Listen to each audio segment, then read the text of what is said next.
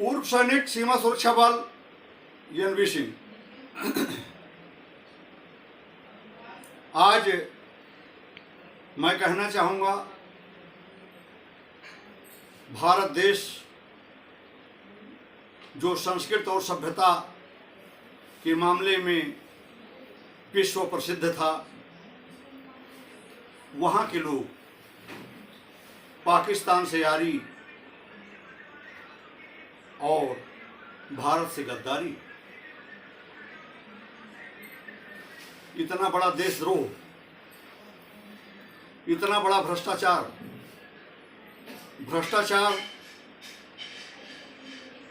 हमारे भारत के प्रत्येक आदमी के खून में सम्मिलित हो गया है।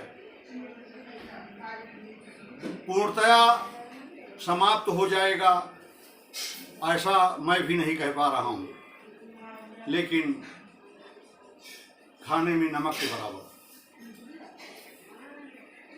नमक से नमक नहीं खाया जाता। ऑपरेशन सिंदूर भारत सरकार, भारतीय सेना का साहस पराक्रम आप लोगों ने देखा ही होगा। नैरेटिव सेट करने वाले इसमें भी प्रश्न चिन्ह लगाते रहे कि वहाँ पर सुरक्षा ही नहीं थी, बीएसएफ कहाँ थी, आर्मी कहाँ थी, पुलिस कहाँ थी। इतना बड़ा देश, चाहे जितनी कोशिश कर लो, चोर या आतंकवादी कहीं न कहीं अपनी जगह ढूंढ ही लेगा। के साथ मैं ये भी कहना चाहूँगा, फोर्स और सेना में जितना सैनिक होना चाहिए, अर्थात 1100 होना चाहिए, तो 800 ही हैं। हमारे पास पुलिस बल हो, फोर्स बल हो या सेना बल हो, इनके अंदर जवानों की कमी है।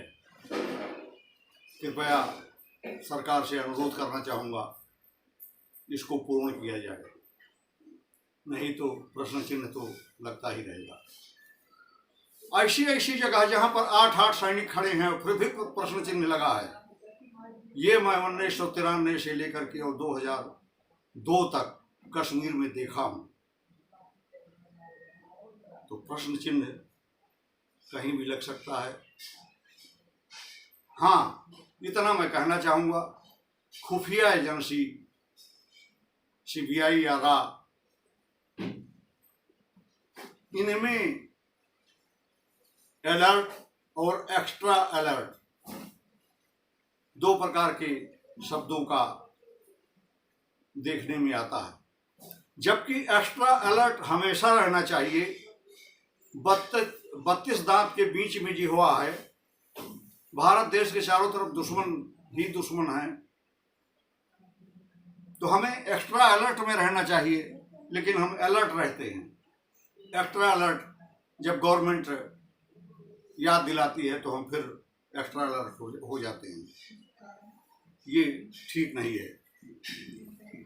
पहले पता चला कि 5 लाख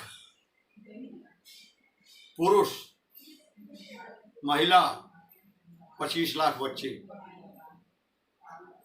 60 साल की सरकार में आए भारत सरकार, आपने ये क्या किया?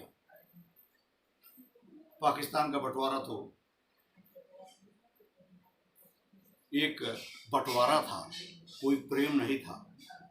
उसमें भी ये दशा, यहाँ के आदमी वहाँ, वहाँ के आदमी यहाँ, शादी करो, जो भी करो, आइंदा ना हो ऐसी मैं आशा रखता हूँ। इसकी भी रिक्वेस्ट करना चाहूँगा। ऑपरेशन सिंदूर में रीऑर्गेनाइजेशन, दोबारा तरतीब के लिए कुछ समय भारत सरकार या सेना विराम देना चाहिए। उसमें भी प्रश्न चिन्ह, निगेटिव, पॉजिटिव नहीं। आखिर युद्ध विराम क्यों कर दिया, पीओके क्यों नहीं ले लिया? कहीं पर आपने सेना की टुकड़ी भाग दौड़ करते हुए देखा? सीमा सुरक्षा बल जितनी जहां पर लगी हुई थी, सेना जितनी जहां पर लगी हुई थी, उतने में ही काम चलाया गया। एक्स्ट्रा सेना की जरूरत नहीं पड़ी, बीएसएफ की जरूरत नहीं पड़ी। और फिर पीओके लेने के लिए पूरा कश्मीर पार करके और लेह लद्दाख पहुंचने के लिए 15 दिन सेना ढोना पड़ेगा, जो जग जाहिर हो जाएगा। जो हम कर पाए ये भी ना कर पाते अगर पीओके के पक्ष में कुछ सोच कर चले होते। तो थोड़ा थोड़ा करके सेना बढ़ाओ आगे, फिर उस साइड से आक्रमण बोलो, संभव है पीओके आपको मिल जाएगा। और पंजाब साइड से और सिंध साइड से हम पीओके पहुंच जाएं, नक्शे को जरा देखो, तब ऐसी बातें करो। अभी ज्योति मल्होत्रा और 16 आदमी 70-78 साल हो गए इन एजेंसियों को, जिन एजेंसियों को या पुलिस बल, फोर्स बल या एजेंसियां जिनको ये सौंपा गया है, क्या इनका कर्तव्य नहीं बनता था? ये सोए हुए थे। आज ही इनको पता लगा कि आईएसआई एजेंट भारत में है। सबको पता है।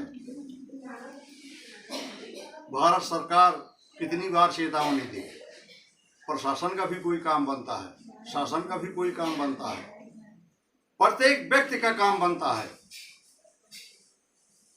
प्रत्येक आदमी की ड्यूटी बनती है। सबको देश प्रेम होना चाहिए। देश जीवित है इसलिए आप जीवित हो, और देश सूरज चांद जब तक रहेगा तब तक जीवित रहेगा, और आप भी जीवित रहोगे। बस फर्क इतना पड़ेगा कि आप देश प्रेमी हो या देश के गद्दार हो। ज्योति मल्होत्रा सनातन धर्म से आती हैं।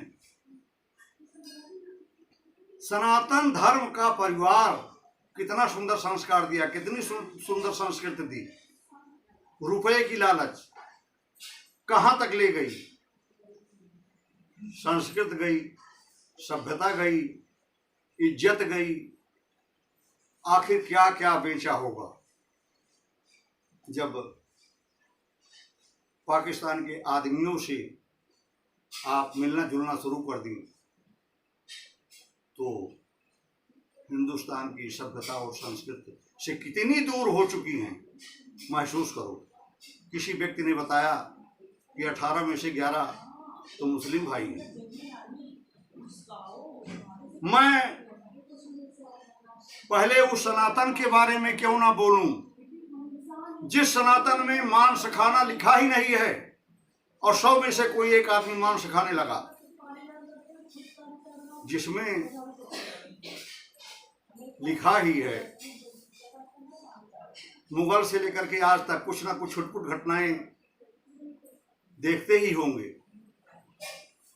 उनकी तरफ मैं ज्यादा ध्यान दूं या उनकी तरफ दूं जिनको रोज सिखलाई दी जाती है, रोज अहिंसा परमो धर्मा का पाठ पढ़ाया जाता है, वही भी इस लायक हो गए। आखिर हिंदुस्तान को आप क्या बनाना चाहते हैं? मैं फिर एक बार कहना चाहूँगा कि ज्योति मल्होत्रा कोई एक नहीं है। कलकत्ता में जाकर देखो, 50% कलकत्ता के निवासी आईएसआई एजेंट हैं। मैं रिटायर हो चुका हूँ, पुष्टि तो नहीं कर सकता, लेकिन जिनको ये ड्यूटी दी गई है वो अपनी ड्यूटी पूर्णतया करें। अगर 50% से एक आदमी कम आपको मिलेगा तो बताना। बड़े बड़े शहर जितने भी हैं हर जगह आईएसआई एजेंट घूम रहे हैं, तो आप कैसे सफलता प्राप्त करेंगे? ये तो सरकार की बहादुरी है, ये तो सेना की बहादुरी है जो आपको 4 दिन में ही वो सब मिल गया जो आप करना चाहते थे। नहीं तो आपके अंदर गद्दारों की कोई कमी नहीं है। कृपया इसकी छानबीन लगातार जारी रखें। मैं सरकार से इसके लिए अनुरोध करना चाहूँगा। बहुत जासूस हैं, बहुत जासूस हैं।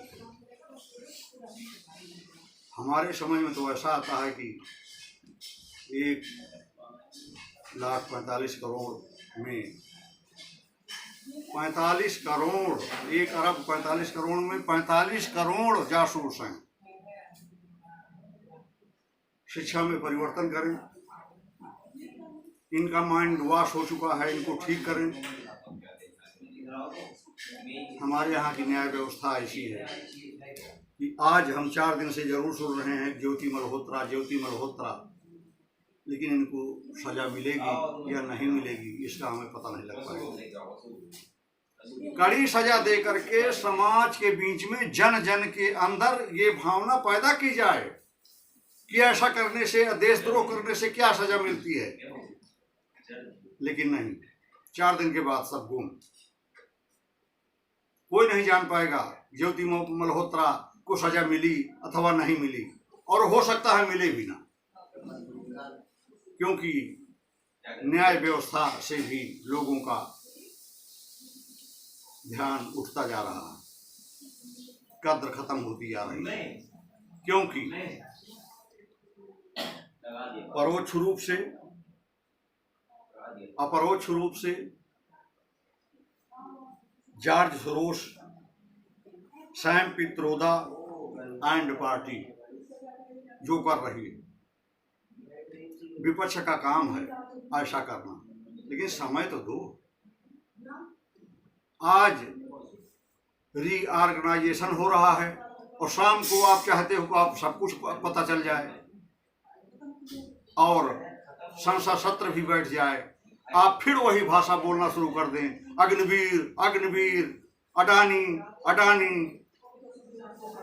आखिर देश के ऊपर क्या गुजर रही है, देश का सरकार के तंत्र 1.5 घंटे सो रहे हैं, 8-10 आदमी लगातार बैठक कर रहे हैं, और आप वो 3-4 चीज चिल्लाने के लिए व्याकुल हैं। ऐसा ना करें प्लीज। इस पार्टी से अनुरोध के साथ मैं ये कहना चाहूँगा कि इनके वक्तव्य भी कुछ पाक परस्त हैं, ऐसा भी देश को नुकसान पहुंचा सकता है। एक तो एक, अनेकता में एकता तो अनेकता में एकता, यही मैं आशा रखता हूं। बाकी छोटा व्यक्ति हूं, छोटा कमांडर था, बहुत ज्ञानवर्धक मैं आखिर कहां से दे सकता हूं। इसी के साथ जय हिंद, जय भारत।